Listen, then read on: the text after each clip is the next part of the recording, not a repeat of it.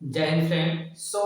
हम देखने वाले हैं क्लास 10th में सोशल साइंस का सेकेंड चैप्टर, जिसमें हम अगर बात करते हैं इसे फेडरलिज्म के नाम से जानते हैं हम लोग, संघवाद कहते हैं। ठीक है, इसी चैप्टर के बारे में हम लोगों को समझना है। अभी वॉइस के बारे में बता दीजिएगा। थोड़ा सा इसमें हो सकता है कि वॉइस में कोई चेंजिंग दिख रही हो आपको, अगर तो फिर हमें बताइएगा। और देखते हैं हम लोग इस चैप्टर के बारे में। इस चैप्टर का नाम है फेडरलिज्म, मतलब संघवाद के नाम से हम इसको जानते हैं। ठीक है, संघवाद के नाम से इस चैप्टर को हम जानते हैं और इसी के बारे में हमको यहाँ पे समझना है। ठीक है, मेरी सारी चीजें सही होंगी और सब कुछ हम अभी समझने वाले हैं यहाँ पर, और देखेंगे हम हर एक चीजों को यहाँ कवर करेंगे। और आज ही हम लोगों को इस चैप्टर को कंप्लीट देखना है। ठीक है, इसमें हमें ये उम्मीद है कि भाई पूरा चैप्टर आज हम लोग कंप्लीट कर लेंगे। ठीक है, तो इसी के बारे में हमको सारी चीजें समझनी है और इसे कंप्लीट करना है। तो स्टार्ट करते हैं, और स्टार्ट करने में हमें कोई दिक्कत इसमें नहीं है। तो सारी चीजें अगर सही है तो फिर हम लोग इस चैप्टर को स्टार्ट कर देते हैं और देखते हैं इस चैप्टर के बारे में। यहाँ पे आप याद रखेंगे, इस चैप्टर से क्वेश्चन कई बार आए हैं, तो इस बार भी आने के चांसेस बनते हैं। तो फिर अगर ऐसा होता है तो हम लोग इस चैप्टर को कंप्लीट कर लेंगे यहाँ पे, ताकि कोई भी चीज यहाँ पे बचे ना। ठीक है, तो इसलिए चलते हैं हम लोग और देखते हैं इस चैप्टर के बारे में।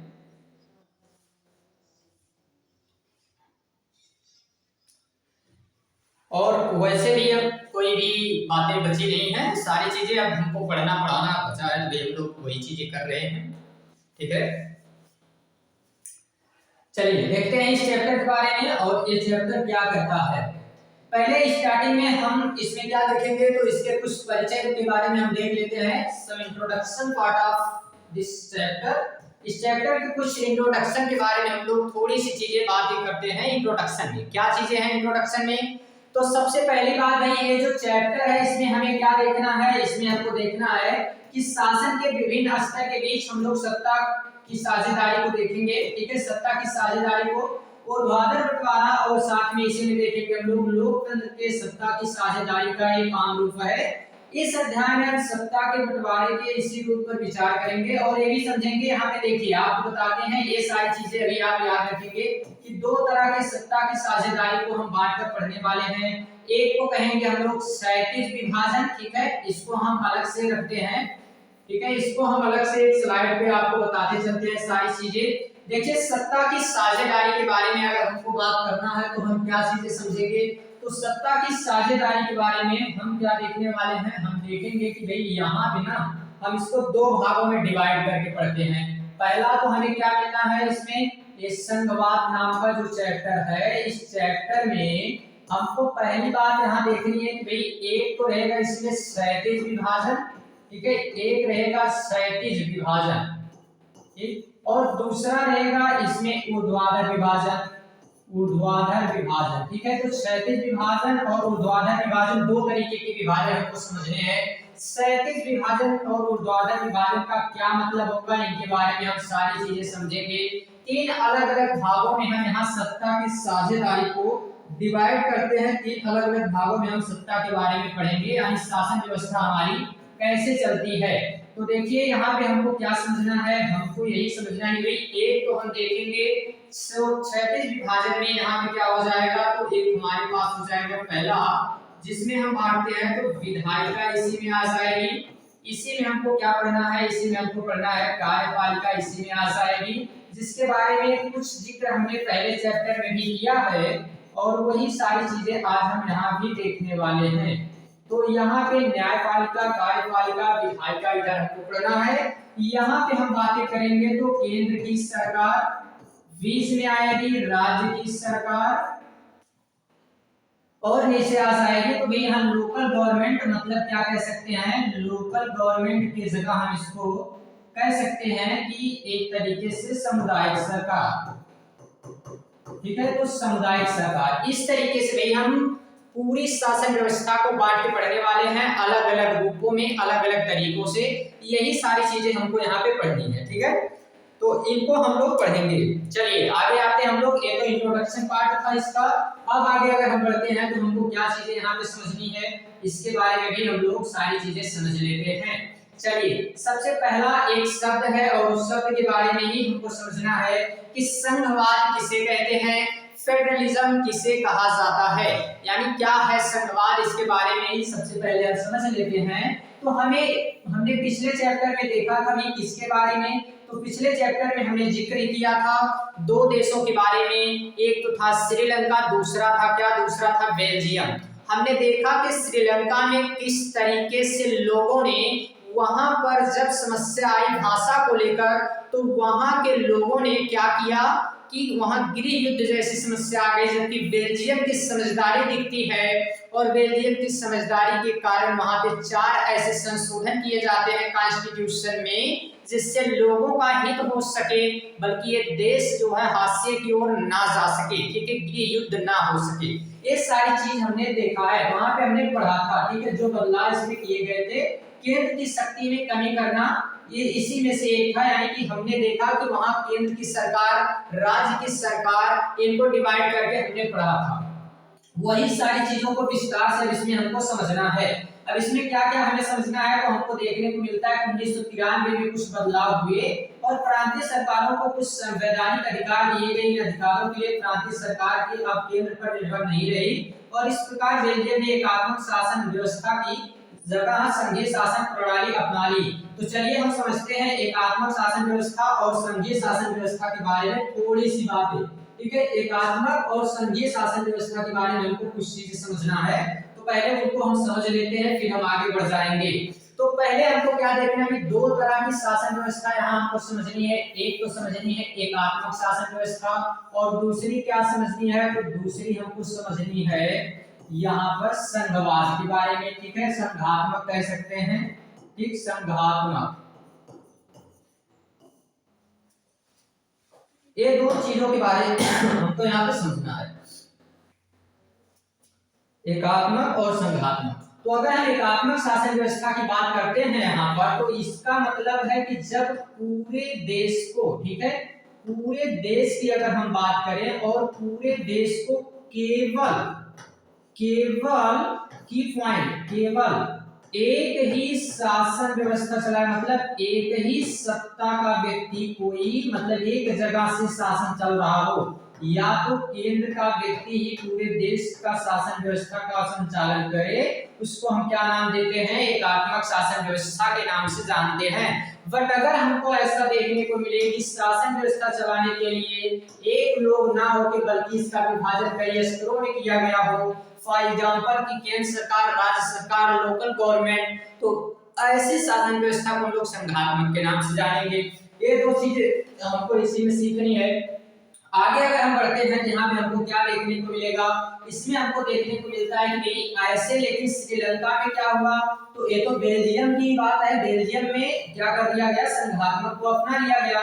बट अगर हम श्रीलंका की बात करते हैं तो श्रीलंका में क्या होता है, श्रीलंका के नेता चाहते थे कि देश के अच्छे अर्थों में संघीय शासन व्यवस्था भी कायम हो सके और संघीय शासन व्यवस्था में सर्वोच्चतम सत्ता केंद्रीय प्राधिकार और उसके विभिन्न अनुशासनिक इकाइयों के बीच बढ़ जाती है। और अगर इसमें हम देखेंगे जो संघीय शासन व्यवस्था होती है, इसको दो स्तरों में बांटा जाता है। एक सरकार जो पूरे देश के लिए होती है, जिसमें राष्ट्रीय महत्व की बातें होती हैं, फिर राज्य प्रांत के स्तर पर सरकारें होती है जो शासन के दैनिक कामकाजों को करती है। सत्ता के लिए दोनों सरकारें अपने अपने स्तर पर स्वतंत्र होकर कार्य कर सकती हैं। और इस अर्थ में संघीय शासन व्यवस्था एकात्मक शासन व्यवस्था से ठीक उलट है, मतलब उसके अगर हम बात करते हैं तो भाई उससे अंतर इसमें आता ही है। जहां एकात्मक में एक ही शासन व्यवस्था चलती है, वहीं संघात्मक में दो या दो से अधिक शासन व्यवस्थाएं देखने को मिलती हैं, प्रांत में अलग और राज्य में अलग। यहाँ मैपिंग पे कुछ चीजें दिखाई गई हैं और ये क्या दिखाया गया है कि 193 देशों में से 25 देशों में संघीय शासन व्यवस्था है, लेकिन इन देशों में दुनिया की 40% जनसंख्या रहती है। 40% जनसंख्या है जहां पे संघीय शासन व्यवस्था है और दुनिया के अधिकतर ऐसे बड़े देश संघीय शासन व्यवस्था वाले ही हैं।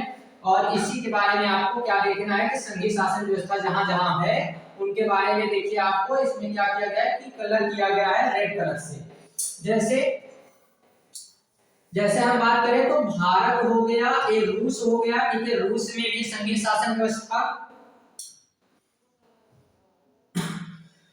रूस में भी संघीय शासन व्यवस्था है, भारत में संघीय शासन व्यवस्था है, इधर मलेशिया में संघीय शासन व्यवस्था है, इधर ऑस्ट्रेलिया में संघीय शासन व्यवस्था है, इथोपिया में है, नाइजीरिया में है, इधर अगर हम बात करें तो बोस्निया में है, ऑस्ट्रिया में है, स्विट्जरलैंड में है, स्पेन में है, बेल्जियम में है, दक्षिण अफ्रीका में है, ब्राजील में है, वेनेजुएला में है, अर्जेंटीना में है, इधर संयुक्त राज्य अमेरिका, कनाडा, ये सारे ऐसे प्रांत हैं जिनमें हमको देखने को मिलता है कि संघीय शासन व्यवस्था चलती है। बाकी सभी प्रांतों में संघीय शासन व्यवस्था नहीं है।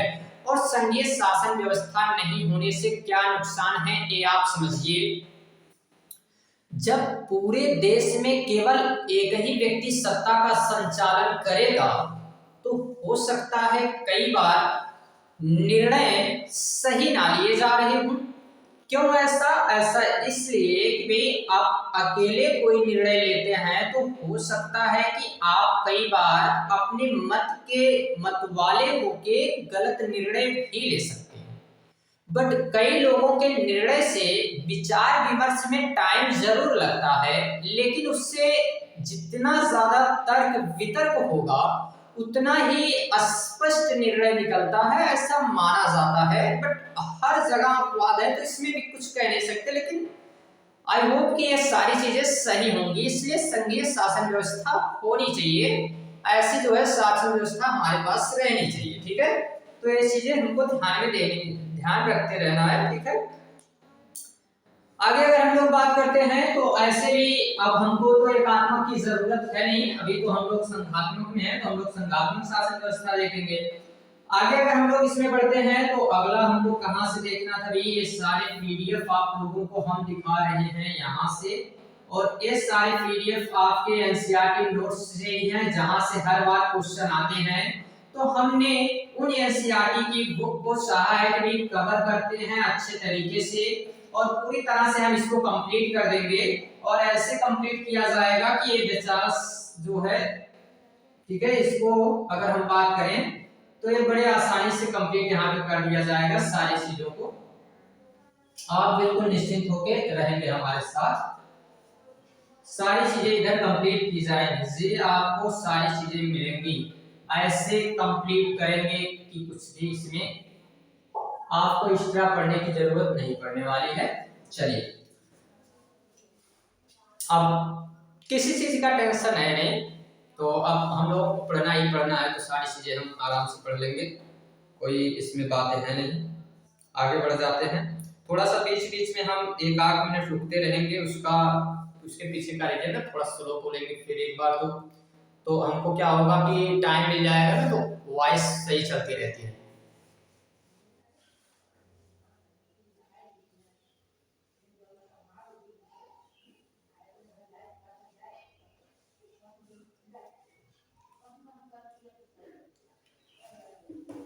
और एक बात याद रखिएगा, अगर जितने भी स्टूडेंट इस बार हमारी ऑफलाइन कोचिंग संस्थान में हैं, उसमें से बहुत कम विद्यार्थी ऐसे जिनको एग्जाम देने हैं, बट अगली साल 2027 का एग्जाम देने वाले हमारे पास क्लास 10th और 12th के बच्चों की संख्या जो रहेगी, उनमें से जितने भी विद्यार्थी जाते हैं बच्चे हमारे पास क्लास 10th और 12th के बच्चे हैं, वे पेपर देने जाते हैं। अगर उनके पास होने पर, उनके नंबर लाने पर जितना योगदान हमारा माना जाएगा उतना ही योगदान, अगर कोई स्टूडेंट कम नंबर लाता है, कोई स्टूडेंट फेल होता है, तो उसमें भी हमारा ही योगदान माना जाएगा। उसके पीछे का रीजन है कि हर टीचर, हर संस्था, हर कोचिंग इंस्टीट्यूट अपने पास हुए स्टूडेंट में अपना योगदान दिखाते हैं कि हमने, हमारी वजह से ऐसा हुआ है, तो फिर फेल होने पे भी अपना नाम लेना चाहिए कि हमारी वजह से, हमारी लापरवाही की वजह से, हमारी कमियों की वजह से ऐसा हुआ। उसके पीछे का क्या रीजन है कि अगर बीच बीच में उनको जिस चीज की जरूरत है वो देना जरूरी है। जैसे बीच बीच में अगर डंडे की जरूरत है तो बिल्कुल दीजिए, भरपूर दीजिए। और बीच बीच में उनको जब भी जरूरत पड़े तो भाई पीटते रहना चाहिए, क्योंकि जितना ज्यादा मठाए जाएंगे उतने अच्छे जो है लोग बनेंगे। तो ये चीज बीच में हमको मिलती रहेगी, ठीक है। तो सारी चीजें हम लोग देखते रहेंगे। चलिए आगे बढ़ते हैं हम लोग।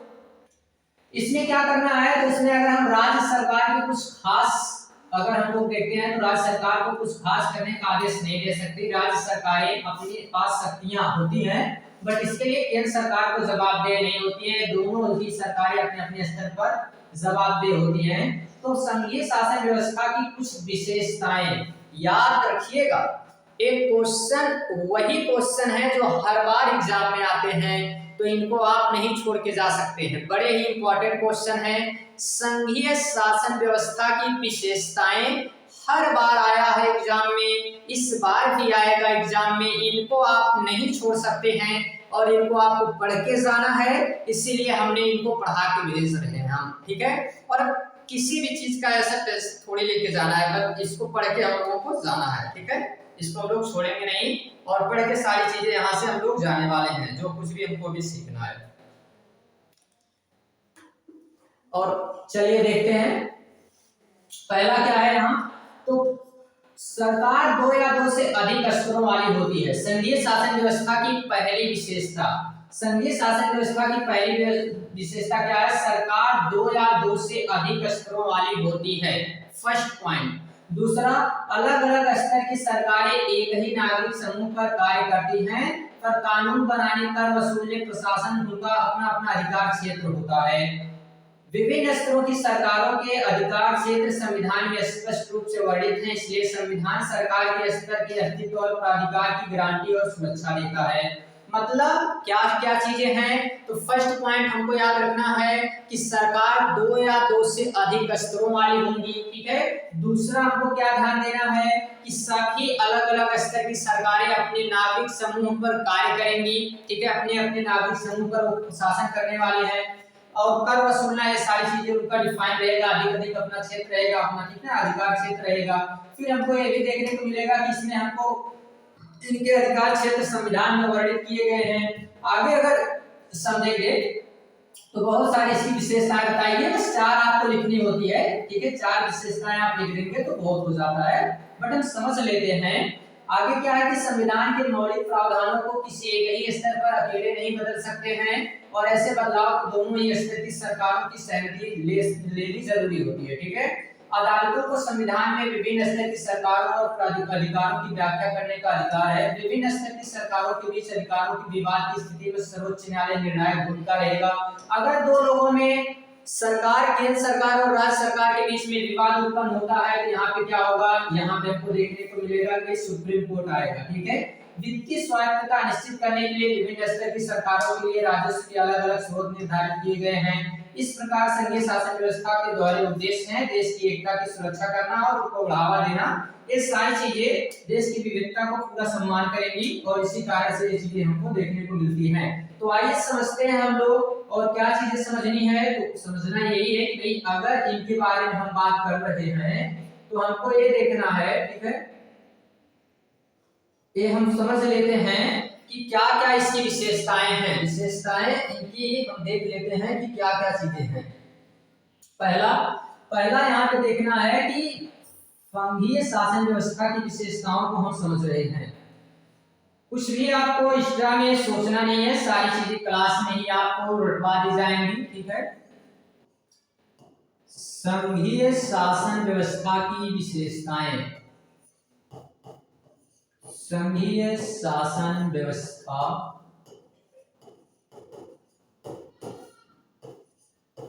की विशेषताएं,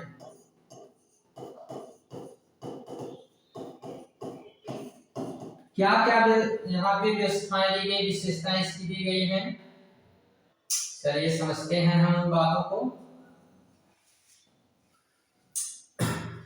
पहला इसमें बताया गया है,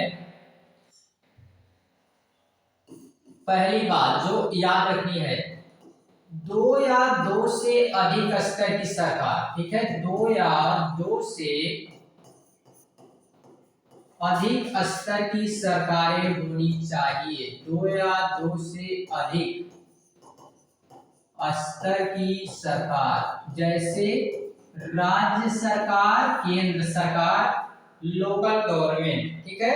अगली बात हमको क्या दूसरी याद रखनी है, तो दूसरी याद रखनी है इधर कि अलग अलग स्तर की सरकारें, अलग अलग स्तर की सरकारें अपने अपने नागरिक समूह पर, ठीक है, नागरिक समूह पर कार्य करेंगी, नागरिक समूह पर कार्य करेंगी एक साथ। अगर राज्य सरकार है तो उनका भी दायित्व बनता है, केंद्र सरकार है तो उनका भी दायित्व बनता है कि देश के नागरिक के लिए कार्य करना है। इनका क्षेत्र भी निर्धारित रहता है। तीसरे नंबर पे हम कह सकते हैं कि भाई इनका क्षेत्र भी निर्धारित होगा, ठीक है। और तीसरे नंबर पे भी कह सकते हैं कि यदि यहाँ पे सेंट्रल गवर्नमेंट और स्टेट गवर्नमेंट के बीच में अगर विवाद होता है, अगर इनके बीच में विवाद हुआ किसी मुद्दे को लेकर, तो सुप्रीम कोर्ट की जो भी सुप्रीम कोर्ट का फैसला होगा, ठीक है, जो भी सुप्रीम कोर्ट का फैसला होगा वो निर्णायक भूमिका के रूप में माना जाएगा कि भाई यही निर्णय अंतिम निर्णय है, ठीक है, यही निर्णायक भूमिका के रूप में आएगा, ठीक। और चौथा इसमें हमको क्या याद रखना है, तो चौथा हमको इसमें याद रखना है, इस जो अभी हम देख रहे हैं, तो हम इसमें चौथा क्या याद रखेंगे, चौथा हम ये याद रख लेते हैं इनमें कि जो अलग अलग स्तर की सरकारें हैं, ठीक है, जो अलग अलग स्तर की सरकारें हैं इनके बीच में हमको क्या याद रखना है कि इनके राजस्व से संबंधित और भी सारी चीजें इन्हें दी जाएंगी, ठीक है। और ये भी बताया गया है, ये चौथा इंपॉर्टेंट, इससे ज्यादा ये वाला याद रख लीजिए जो ज्यादा इंपॉर्टेंट है कि यदि किसी मामले पर, ठीक है, यदि किसी मुद्दे पर,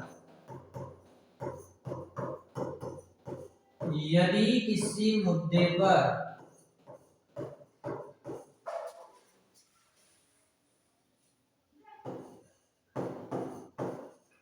कोई बदलाव करना है, कोई संशोधन करना है संविधान से संबंधित, तो दोनों लोगों की सहमति होनी चाहिए, सहमति होनी चाहिए दोनों की, ठीक है, बोथ आर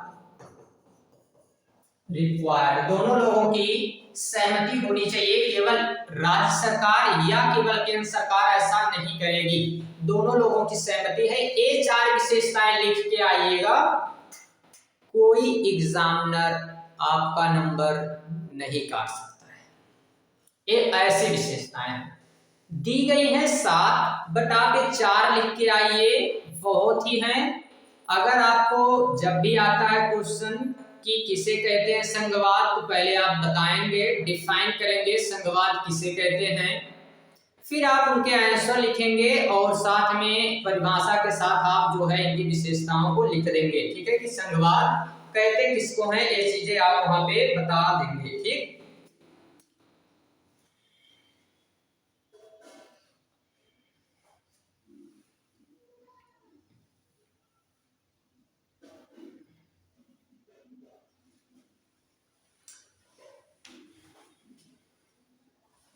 चलिए आगे चलते हैं। अभी एक जो है स्टूडेंट, और नाम तो उसका हमें नहीं पता है कि क्या था नाम, बट उसने हमसे पूछा था कि सर जी एक बता दीजिए आप, कमेंट उसका हमारे पास शायद कहीं दिख जाए, बट अभी हम देखते हैं, प्रयास करते हैं, अगर कमेंट दिखता है तो बढ़िया है, और कमेंट नहीं दिखता है तो कोई बात नहीं है, हम फिर भी उसे बताने का प्रयास करेंगे कि उसने क्या पूछा है, क्या चीजें हैं, कौन सी बातें हैं जिनकी बात हम कर रहे हैं। उनका कहना है कि सर एक हमारे विद्यालय में आप जहां पढ़ाया करते थे वहां एक टीचर आए हैं और वो बता रहे हैं कि संविधान लिखने वाले अब 26 जनवरी के दिन ही हम बता रहे हैं, हमें भी इसी वक्त याद आ गई वो बातें।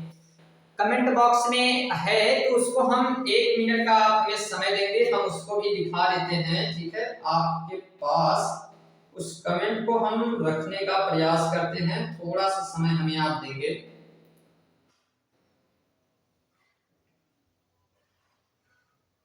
एक कहाँ गया थी कमेंट।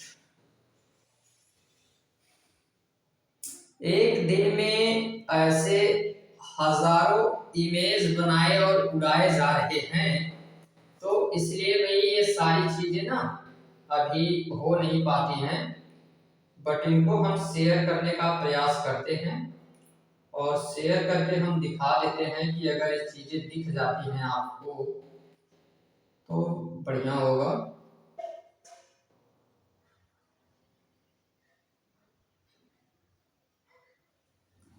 मे भी आपको अभी हम कमेंट दिखा देते हैं, आप 1 मिनट रुकेंगे। आई होप कि ये चीजें क्लियर दिख रही हो आपको। एक कमेंट आया था कि नाम डीके सिंह करके लिखा गया है, अब आई डोंट नो कि क्या इनका रियल नेम है, हमें नहीं पता है, बट यहाँ पे क्या चीजें लिखी गई हैं ये चीज आप समझिए। यहाँ लिखा गया है कि सर संविधान कौन लिखा है। सर मैं सोनी चिल्ड्रन स्कूल का स्टूडेंट हूँ। सर रविकांत सर बोलते हैं कि संविधान को डॉक्टर भीमराव अंबेडकर नहीं लिखे हैं और बोलते हैं कि संविधान को प्रेम बिहारी नारायण राय ज़्यादा लिखे हैं। तो सर आप इसका आंसर कमेंट में दे दीजिए। तो भाई कमेंट में तो हमने आंसर नहीं दिया क्योंकि ऐसे डाउट बहुत सारे स्टूडेंट के हैं, और अब आपको बता दें कि उस विद्यालय में हमने पढ़ाया था, तो इसलिए भाई वहां के बहुत सारे बच्चों से था लगाव, तो उनको लगा कि सर से एक बार पूछते हैं तो क्या चीजें बताते हैं सर, ये देख लेते हैं हम लोग। तो इसीलिए वो लोग पूछते रहते हैं, फिर हम इनका जवाब दे देते हैं इस वीडियो के माध्यम से। कमेंट में ये बताना हमें सही नहीं लगा, हमें लगा याद आ गया तो हमने सोचा कि भी बता देते हैं। देखिए ये जो नाम है इनका प्रेम बिहारी नारायण ज़्यादा, ठीक है। ये जो प्रेम बिहारी नारायण ज़्यादा है,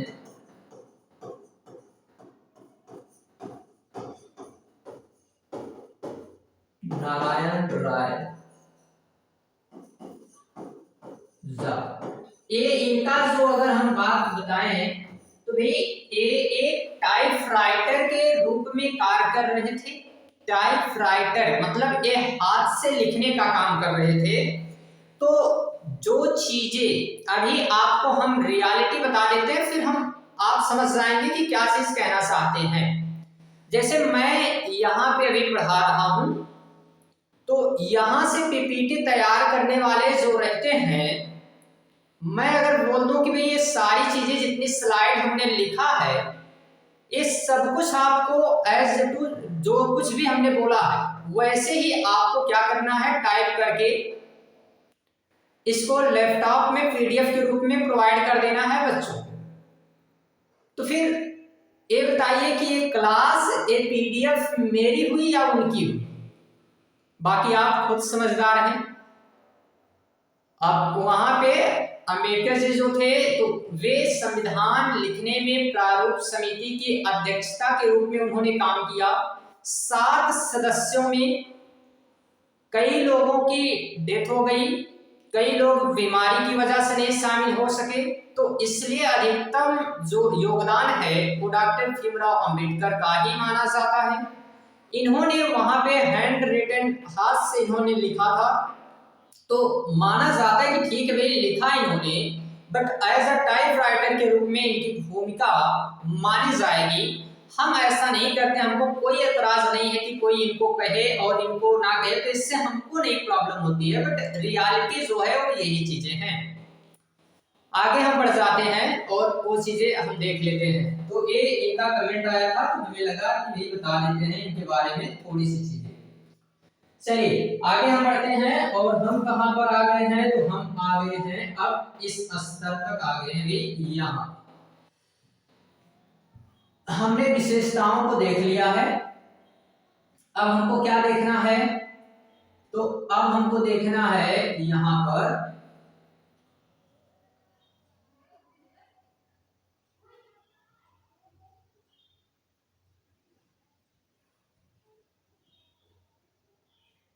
संघीय शासन व्यवस्था में। अब और भी हमको एग्जाम्पल देखना है, ठीक है, समझना है उनके बारे में और क्या क्या चीजें समझनी है। तो चलिए देखते हैं।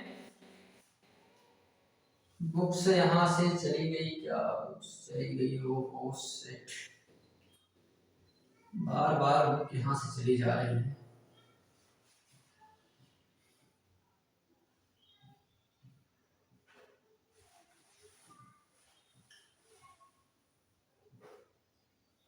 हम बात करते हैं भारत में संघीय शासन व्यवस्था की। अब ठीक है, इसी के अंतर्गत है भारत में संघीय शासन व्यवस्था और इनके बारे में भी हम कुछ चीजें समझ लेते हैं। तो अगर हम भारत में संघीय व्यवस्था की बात करें तो हमने देखा कि बेल्जियम और श्रीलंका जैसे छोटे छोटे देशों में अपने आप विविधता को संभालने में बड़ी मुश्किल होती है, तो सोचिए भारत जैसे विशाल देश में क्या होगा। ठीक है, ये भारत देश है, एक भाषा, एक बोली, एक धर्म, एक जैसे लोग नहीं रहते। इसे डाइवर्सिटी ऑफ इंडिया कहा जाता है और इसके पीछे का क्या रीजन है कि जितने देश हैं, जितने अलग अलग महाद्वीप हैं, वहां की जो नंबर्स ऑफ वैरायटी है उतनी नंबर्स ऑफ वैरायटी एक अकेले देश में मिलती हैं अधिकतर। तो इसका मतलब है भाई ये छोटे छोटे देशों से हमारी तुलना हो ही नहीं सकती है। बट हम क्या करेंगे, इतनी डाइवर्सिटी के बाद भी हम अपने यहां संघवाद दिखा देते हैं, अपने यहां संघवाद जैसी व्यवस्था लेके आए। लोगों ने एग्जाम्पल दिया कि भाई बहुत सारी ऐसी कंट्री है जहां हम एक ही भाषा को बोलने वाले लोग हों, एक जैसे रहने वाले लोग हों, तो वहां पे हम उनको डिफाइन कर सकते हैं, उनको बता सकते हैं। बट भारत तो यहाँ पे डाइवर्सिटी ऑफ इंडिया है, बट यहाँ भी संघवाद मिलता है, यहाँ पर भी फेडरलिज्म जैसी व्यवस्थाएं मिलती हैं। अलग अलग भाषा, अलग अलग सारी चीजें हैं, फिर भी सत्ता की साझेदारी हो सकती है, तो जी बिल्कुल होगी। और संविधान से ही शुरुआत करें तो एक बहुत ही दुखद और रक्त रंजित विभाजन, आपको जानकर आश्चर्य होगा कि जिस दिन विभाजन हुआ था वो केवल विभाजन, देश की आजादी, इन सारी चीजों के लिए, इन सारी चीजों को लेके जितने हम खुश हुए हैं उनसे ज्यादा दुखद घटनाएं भी हुई हैं इस हमारे विभाजन के समय में। लाखों की संख्या में लोग मारे गए, लाखों की संख्या में लोगों का प्रहसन हुआ और इसके बाद हमें सफलताएं मिली हैं, इसके बाद हमें इस देश की आजादी, इस देश का विभाजन हो गया जो ना चाहते हुए विभाजन हो गया। ये सारी चीजें बहुत ही दुखद भी रही हैं, बट हम उन्हें सेलिब्रेट करते हैं, उन्हें मनाते हैं। तो ये सारी चीजें भी यहाँ पे हम लोगों को देखने को मिला था। आजादी के कुछ ही समय बाद अगर हम देखें तो स्वतंत्र जितने रजवाड़े थे, जो अलग अलग देशी रियासतें थी, उनका कहना था कि हम तो देश में नहीं मिलेंगे। लगभग 552 से ज्यादा देशी रियासत थी, उनका मानना था कि हम भारत देश में नहीं मिलेंगे और हमें तो हमारे अपनों ने कहकर गया है, भी वो लोग बोल के गए हैं, कह दिया है उन्होंने कि आप चाहें तो आजाद रह सकते हैं, आपको किसी के दबाव की जरूरत नहीं है। तो इसका सिंपल सा मतलब है कि भाई अगर इनको दबाव की जरूरत नहीं है तो खुलेआम रह सकते हैं, स्वतंत्र रह सकते हैं, जो देश के लिए अच्छा नहीं होगा। तो इसीलिए ये लोगों को कहा जाता है कि ये मिलने के तैयार नहीं हो रहे थे, बाद में विलीन होते हैं, बाद में मिलते हैं। और भारतीय संविधान ने भारत को संघीयों का राज्य घोषित कर दिया, जो हमारे आर्टिकल नंबर 1 में दिया गया है। हमारे आर्टिकल नंबर 1 में बताया गया है कि भारत राज्यों का संघ है, इंडिया दैट मीन्स भारत और यूनियन ऑफ स्टेट, भारत राज्यों का क्या है, संघ है। और इसमें संघ शब्द नहीं आया, पर भारतीय संघ का गठन संघीय शासन व्यवस्था के सिद्धांत पर हुआ है। और अगर बात करें तो हमने जो संघीय शासन व्यवस्था, जो 7 विशेषताएं देखी है संघीय शासन व्यवस्था की, इसमें हम फिर से अगर देख लें तो जरूरत क्या है, हमने तो पढ़ लिया है। हम देख सकते हैं कि ये सभी बातें भारतीय संविधान के विभिन्न प्रावधानों पर लागू होती हैं। संविधान को मौलिक रूप से 2 स्तरीय सरकार मिली है, जिसमें संघ सरकार, जिसे हम केंद्र सरकार कहते हैं, और राज्य सरकार, जो पूरे अलग अलग राज्यों में चलती है। ठीक है, इसी के साथ अगर हम बात करें तो भारत में हमको ये भी मिलता है कि इसी के साथ एक तीसरा स्तर, जिसे हम लोग पंचायती राज के नाम से जानते हैं, पंचायत, नगर पालिका, ये तीसरे शासन व्यवस्था के रूप में जोड़ा गया। यहाँ तक कि तीनों स्तर की शासन व्यवस्थाओं में अपने अलग अलग अधिकार क्षेत्र हैं। संविधान में स्पष्ट रूप से केंद्र सरकार और राज्य सरकार के बीच विधायी अधिकारों को 3 हिस्सों में बांटा गया है। और 3 तरह की सूचियों के बारे में भी हमको पढ़ना है, जिन्हें हम क्या क्या जानते हैं। तो संघ सूची, जिसके अंतर्गत प्रतिरक्षा, विदेशी मामले, बैंकिंग, संचार, मुद्रा, राष्ट्रीय महत्व, ये सभी विषय आते हैं। ये इंपॉर्टेंट है, पूछा जाएगा आपसे कि संघ सूची के अंतर्गत कौन कौन से विषय आते हैं। फिर राज्य सूची, राज्य सूची में क्या क्या आएगा, तो पुलिस, व्यापार, वाणिज्य, कृषि, सिंचाई, ऐसे जो भी प्रांतीय और स्थानीय महत्व के विषय हैं वो राज्य सूची के अंतर्गत रखे जाएंगे। समवर्ती सूची, जिसके अंतर्गत दोनों आएंगे, तो कौन कौन हो गया, तो इसमें हो गया जैसे शिक्षा, ठीक है, शिक्षा, ठीक, शिक्षा हो गया, वन हो गया, मजदूर संघ हो गया, विवाह हो गया, दूध लेना हो गया, ये सारी चीजें दोनों के अंतर्गत आते हैं। ठीक है, दोनों के अंतर्गत आएंगे। तो ये आपको याद रखना है कि कौन कौन सी विषय इसमें शामिल हैं, जिनको हम क्या कहते हैं, हम कहते हैं भाई संघ सूची, राज्य सूची, और साथ में हम लोग इन्हें समवर्ती सूची के अंतर्गत रखते हैं। तो आइए हम इनके नाम भी याद रख लेते हैं कि संघ सूची, राज्य सूची, ये सब कहां से कैसे आई हैं, समझ लेते हैं इनके बारे में चीजों को। तो आपकी जानकारी के लिए हम बता दें आपको कि हमारे आर्टिकल नंबर, हमारे पास ऐसी आर्टिकल के साथ साथ ऐसी 12 अनुसूचियां हैं। ठीक है, 12 अनुसूचियां हैं, और इन 12 अनुसूचियों में अगर हम देखें तो हमें 7वीं अनुसूची में मिलता है, 7वीं अनुसूची में मिलता है क्या, शक्तियों का विभाजन। ठीक है, शक्तियों का इसमें विभाजन होगा, और जो शक्तियों का विभाजन होगा, इसी विभाजन के अंतर्गत हम 4 अलग अलग सूचियों को रखते हैं। और वो कौन कौन, तो पहली आएगी संघ सूची,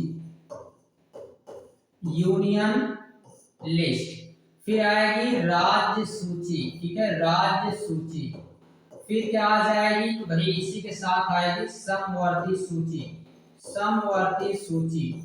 ठीक है, और कुछ जो विषय अभी नहीं आए हैं, बाद में आएंगे, उनको नाम देंगे हम लोग क्या, अपशिष्ट सूची। तो इनके अंतर्गत 4 अलग अलग सूचियां, और इनके नामों की बात करें अगर हम, तो यहाँ पे आपको मे भी एक कलर दिखाई दे रहा हो, तो संघ सूची के अंतर्गत क्या क्या आएगा, जैसे इसमें आ गया भाई प्रतिरक्षा। ठीक है, प्रतिरक्षा इसी के अंतर्गत, इसी के अंतर्गत हम क्या देखेंगे, तो बैंकिंग, विदेशी मामले,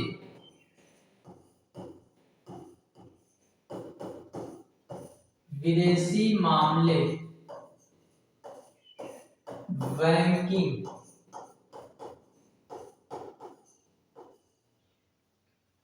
बैंकिंग, विदेशी मामले। ठीक है, इसी के अंतर्गत हम संचार और मुद्रा को भी रखेंगे, संचार और मुद्रा। राज्य सूची के अंतर्गत किसको किसको रखेंगे, तो राज्य सूची के अंतर्गत याद रखेंगे आप लोग, इसमें पुलिस, व्यापार, कृषि, सिंचाई, तो पुलिस आ जाएगा इसी में, व्यापार इसी के अंतर्गत रखा जाएगा, कृषि इसी के अंतर्गत और सिंचाई भी इसी के अंतर्गत। ठीक है। समवर्ती सूची के अंतर्गत जैसे हो गया विवाह, दूध लेना, ठीक है, इसी के अंतर्गत आ गया। और भी चीजें जैसे मजदूर संघ, शिक्षा वन, मजदूर संघ, ये सारी चीजें। और अब हम इसी में समझते हैं कि अपशिष्ट में कौन आएगा, जैसे टेक्नोलॉजी अभी जो आने वाला भैया आता है, तो उसके अंतर्गत कोई कानून बनाना हो, साइबर क्राइम से रिलेटेड कोई कानून बनाना हो, तो ये सबको हम किसके अंतर्गत रखेंगे, इन सबको हम रखेंगे। ये कहां से आ रहा है, भारी मिस्टेक है, लाइट मोड नहीं इसमें आने क्या, ठीक है, देखते हैं आगे, करके रखना चाहिए था इसको। चलिए ठीक है, आगे समझते हैं हम लोग। ये चीज तो हमने समझ लिया भाई, ये चीज हमने अगर समझ लिया है तो अब क्या चीजें देखते हैं। ये तो हमने देख लिया कंप्यूटर सॉफ्टवेयर, इनके लिए हमने एक अलग से सूची बनाया है जिसको अपशिष्ट सूची के नाम से जानते हैं। ठीक है, बाकी बचे हुए विषय को अपशिष्ट सूची के अंतर्गत हम लोग रख देते हैं। और भी कुछ समझ लेते हैं, और कुछ इसमें जो पूछने जाने लायक चीजें हों उनके बारे में, जो पूछी जा सके एग्जाम के पॉइंट ऑफ व्यू से, जो इम्पोर्टेंट हो उनको ये तो समझना है, बाकी चीजों को हम समझ के क्या करेंगे। अब कुछ राज्यों को ना विशेष दर्जा दिया गया है, कुछ राज्यों को विशेष दर्जा दिया गया है, जैसे असम, नागालैंड, अरुणाचल प्रदेश, मिजोरम, इनको अनुच्छेद 371 के तहत विशेष शक्तियां दी गई हैं, और इनको बताया गया कि भाई इनके विकास के लिए ऐसा किया गया है कि इनको डेवलपमेंट करने के लिए हम लोग क्या करेंगे, कुछ विशेष दर्जा इनको देंगे। ठीक है, कौन कौन से राज्य आते हैं, तो असम आ जाता है, नागालैंड, अरुणाचल प्रदेश और मिजोरम। ठीक है, ये इसमें स्टेट आ जाते हैं। और भी चीजें क्या याद रखनी है आपको, तो अगर हमको ऐसे देखना है कि कोई भी बदलाव करना है, ठीक है, अगर केंद्र सरकार और राज्य सरकार के बीच, अगर केंद्र सरकार और राज्य सरकार के बीच सत्ता का बंटवारा जो किया गया है, ये क्या है, तो अधिकारों के इस बंटवारे से आसान नहीं, मतलब अकेले संसद इस व्यवस्था में बदलाव नहीं कर सकती है। ऐसे किसी भी बदलाव को पहले संसद से 2 सदनों में 2/3 बहुमत से मंजूरी लेनी पड़ेगी। इसके बाद कम से कम आधे राज्य या विधानसभा से उसे मंजूर करवाना होगा। वेरी मोस्ट इम्पोर्टेंट थिंग्स, मतलब अगर कोई भी बदलाव करने हैं तो संसद अकेले बदलाव नहीं कर सकती है, पहले 2/3 लोगों से मंजूरी लेनी होगी, उसके बाद आधे कम से कम 50% अलग अलग राज्य के विधानसभाओं से जाके मंजूरी लेनी होगी, उसके बाद ही कोई भी संशोधन किया जा सकता है, इसके पहले कोई भी संशोधन नहीं होगा। ठीक है, ये चीजें इसमें बहुत ही इंपॉर्टेंट हैं, जो आगे आप लोगों को डिटेल में पढ़ाई जाती हैं। फिर अगर कोई भी मामला जैसे हुआ, मान लेते हैं कि अगर कोई मामला हमको ऐसा मिलता है कि जिसमें लगता है कि उच्च न्यायालय और सर्वोच्च न्यायालय में ही, अगर जैसे कोई विवाद का मामला है, शक्तियों के बीच विवाद का मामला है, तो उच्च न्यायालय या सर्वोच्च न्यायालय के अंतर्गत ही वो सुलझ सकता है। इसके लिए कोई ऐसा नहीं कि भाई डिस्ट्रिक्ट कोर्ट में जाके वहां से हम इसको आराम से इसकी सुनवाई कर लें, तो ऐसा नहीं होगा इसमें। और अगर हम लोग देखते हैं तो फिर भाई ये यहाँ पे संघीय शासन व्यवस्था कैसे चलती है, क्या चीजें हैं, तो ये 1947 के भारत के बारे में बताया गया कि 1947 का भारत कैसा था। ठीक है, अगर इसके बारे में हम बात करते हैं तो 1947 का भारत भी ऐसा था, आप देख सकते हैं कि यहाँ उस समय भारत से ही पाकिस्तान जुड़ा हुआ था, तो भी उससे पहले तो अलग था नहीं। बाद में जब बंटवारा हुआ है तो फिर ये बेचारा हमसे अलग हो गया, ठीक है। और ये अब हमसे अलग हो गया है तो भाई हम कर क्या सकते हैं, ठीक है। अलग हो गया है तो हो गया है। और तब हम लोग उस मिट्टी से, उस जमीन से जुड़े हुए थे, ठीक है। उस मिट्टी से तब हम जुड़े हुए थे, बट अभी तो हम उनसे अलग हो गए हैं, तो इसमें कोई दिक्कत नहीं है।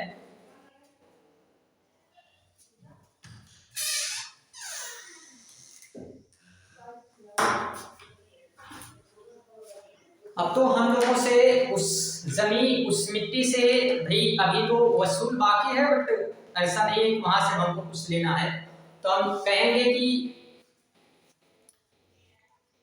अब उनसे क्या ही हमको कोई नाराजगी है नहीं, वैसे भी किसी से नहीं होना चाहिए, ठीक है। अब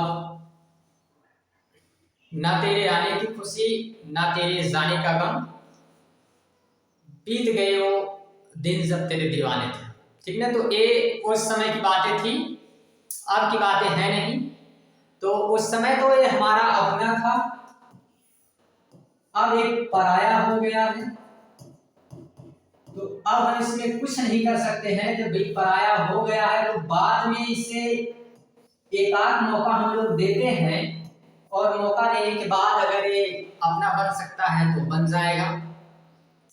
वैसे क्या ही देखा जाएगा उसमें, अगर भाई इनको लगेगा तो फिर ठीक है, मानेंगे तो हम लोग इनको मनाएंगे। चलिए आगे समझते हैं।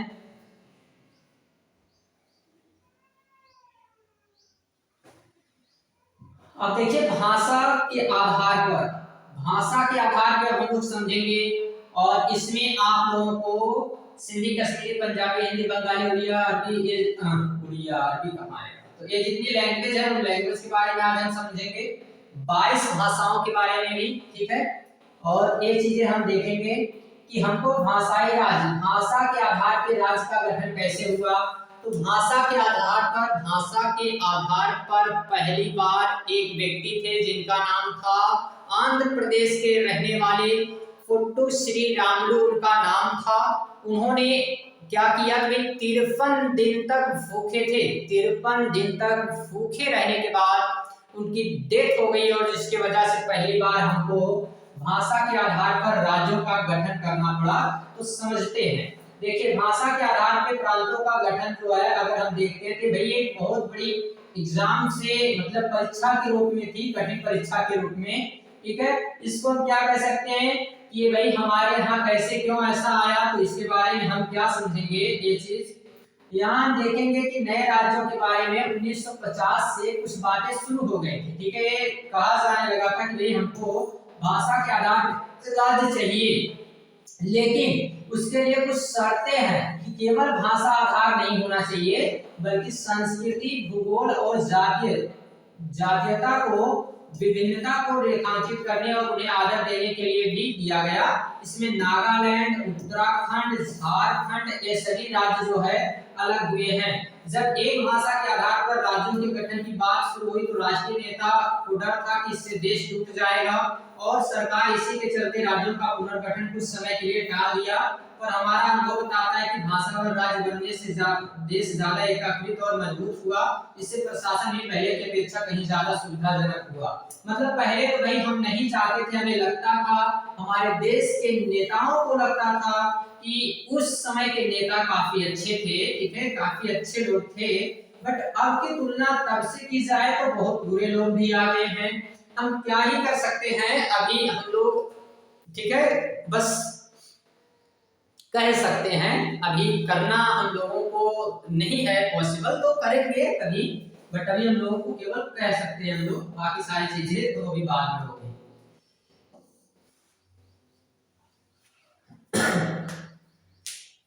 चलिए आगे हम चलते हैं और क्या इसमें समझते हैं। तो भाषा नीति, और फिर ये समझेंगे हम लोग सारी चीजें।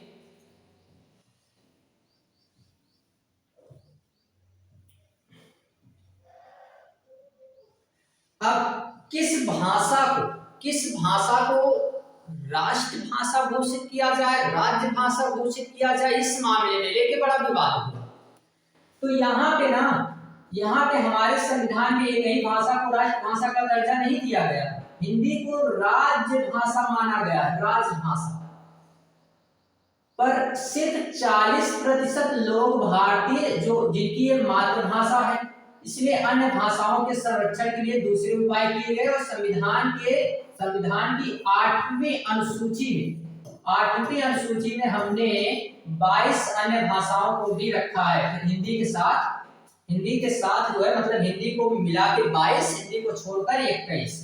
अब केंद्र सरकार किसी पद पर उम्मीदवार इनमें कोई भी भाषा में परीक्षा दे सकता है, मतलब कोई भी अगर एग्जाम वगैरह देना है तो या किसी भी एग्जाम में आप दे सकते हैं, कोई भी जो आपकी लैंग्वेज हो, ठीक है, वो सारी चीजें होती हैं। और इसमें अगर हम लोग देखते हैं कि श्रीलंका इससे भाई उल्टा था, इसके बारे में तो हमने पढ़ा ही था श्रीलंका के बारे में, ठीक है, काफी समस्या आई उधर भाषा को लेकर, ठीक ना।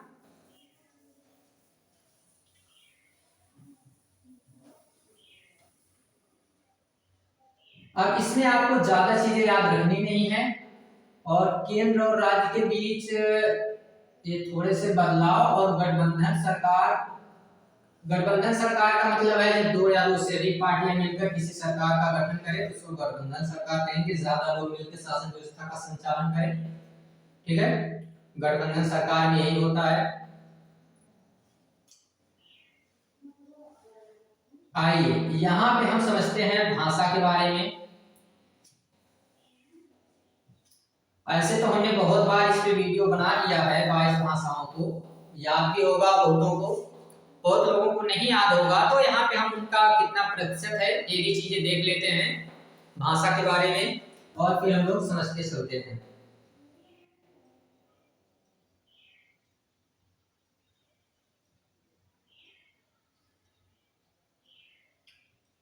ब्रेक लेते हैं बीच में थोड़ा सा ना, तो हमको भी सही रहता है, 1 मिनट का जो समय मिलता है, लेके थोड़ी सी वॉइस स्लो बोलने पे फिर सारी चीजें सही हो जाती हैं।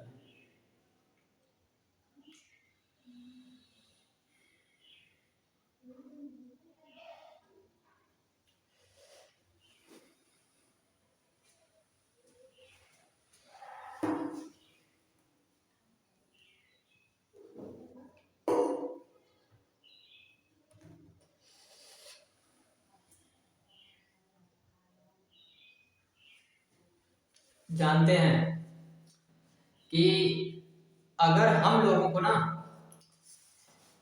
दोस्ती की बात करें तो लड़कों में दोस्ती बड़े कमाल की होती है।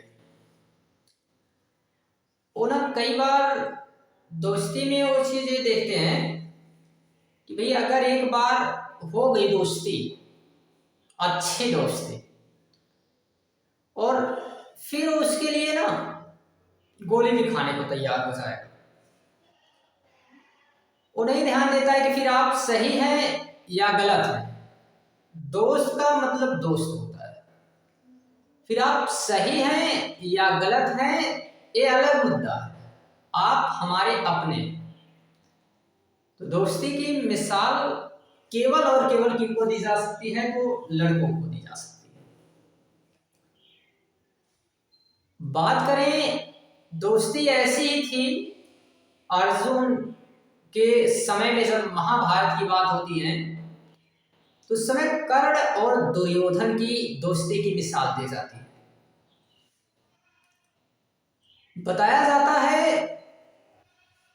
कर्ण और दुर्योधन की दोस्ती की मिसाल,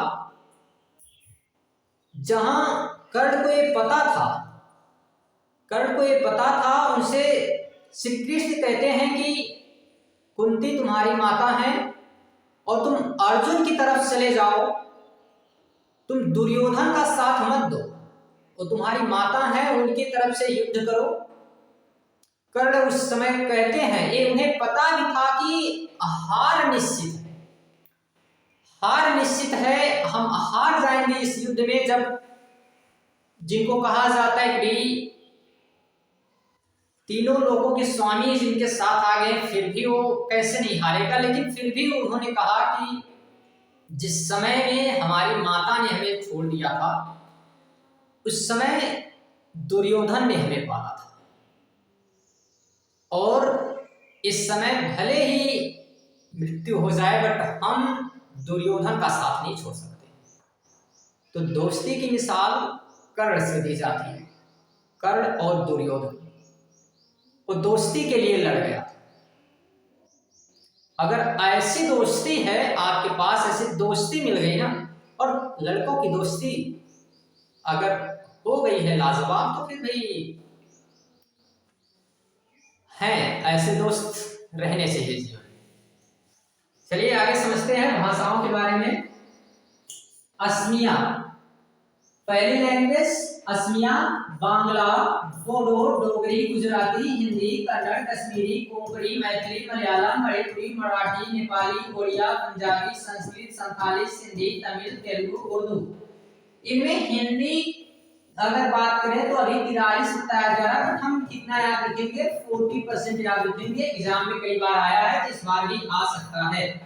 हमारे यहाँ भारत में अगर देखें तो लगभग 121 के आसपास भाषाएं मिल जाएंगी, बट हम इसमें से 22 भाषाओं को भारतीय संविधान की 8वीं अनुसूची में रखे हैं, और इनको हम लोग क्या कहते हैं? तो इनको अनुसूचित भाषाएं कहा जाता है। ठीक है, और इनमें अगर हम लोग देखते हैं तो भाई सबसे ज्यादा हिंदी है। ठीक है, हिंदी का परसेंटेज सबसे ज्यादा देखने को मिलता है। ठीक, तो अगर आपको यहाँ पे देखना है तो भाई आप चार्ट के माध्यम से देख सकते हैं, आपको मैप देखना है तो आप मैप में देख सकते हैं, आप जैसे कहें वैसे आपको मिल जाएगी। ठीक है, भाषाओं को हम लोग कहीं भी कैसे भी बना के देख सकते हैं। इनको याद रखना आपको जरूरी है, क्योंकि अनुसूचित भाषाओं की सूची में कौन सी भाषा नहीं है, ऐसे क्वेश्चन आके किसी दूसरी भाषा को दे दिया जाएगा। तो आप चाहें तो इनको याद रख सकते हैं। हम आपको थोड़ा सा यहाँ पे क्या दिखा देते हैं, एक मैप दिखा देते हैं फटाफट, और उस पे आपको हम भाषा दिखा देते हैं। ठीक है,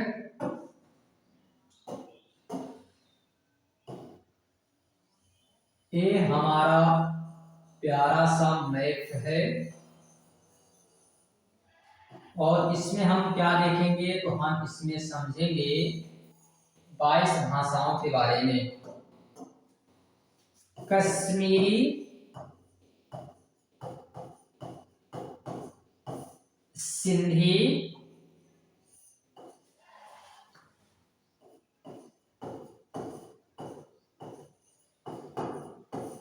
पंजाबी,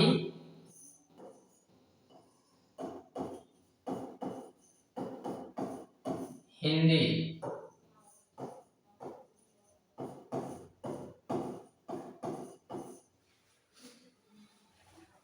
गुजराती,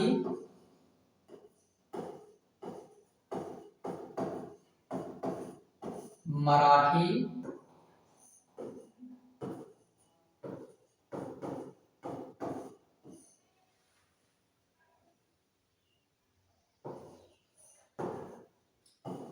कन्नड़,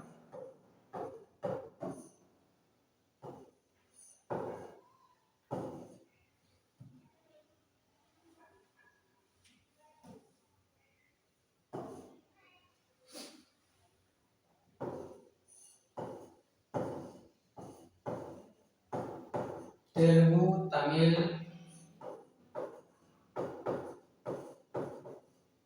मलयालम,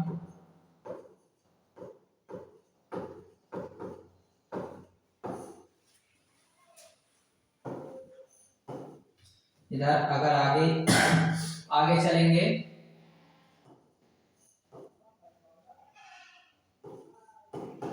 तो उड़िया, कोंकणी,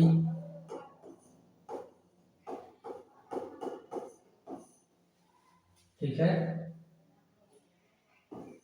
इधर असमी। लाइट कट गई है तो फिर हम लोग लैंग्वेज बाद में देखेंगे।